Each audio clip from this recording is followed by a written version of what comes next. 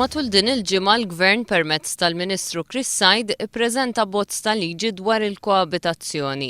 Fir-reazzjoni tagħha l-Għaqda Volontarja Aditus li ġiet imwaqqfa bilan li tevalwa kwistjonijiet fejn jidħlu drittijiet umani tgħid li dan huwa bozz diżappuntanti wara xhur ta' diskussjonijiet mal-Gvern.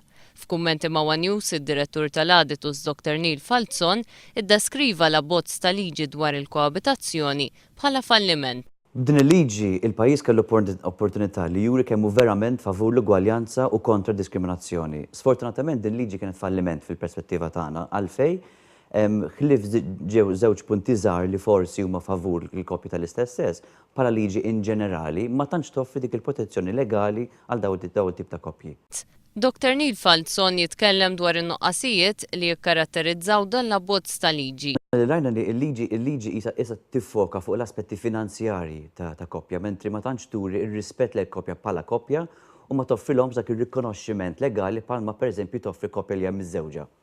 L-Aditus tgħid li ma tistax tifhem għalfejn koppji tal-istess sess iridu jkunu ħadu parir legali biex ikunu jistgħu jirreġistraw għal partnership ta' koabitazzjoni ċivili meta fi żwieġ li huwa kuntratt legali aktar serju dan il-parir legali mhuwiex meħtieġ. Tgħid li kienet qed tistenna li fl-abbozz ta' liġi ikun inkluż il-permess li persuna li ġejja minn pajjiżi barra l-Unjoni Ewropea tkun tista' tgħix u taħdem f'pajjiżna meta tkun f'relazzjoni ma' persuna Maltija tal-istess sess. L-Aditus tgħid li l-abbozz ta' liġi mhuwiex il-bidu ta' xi ħaġa pożittiva.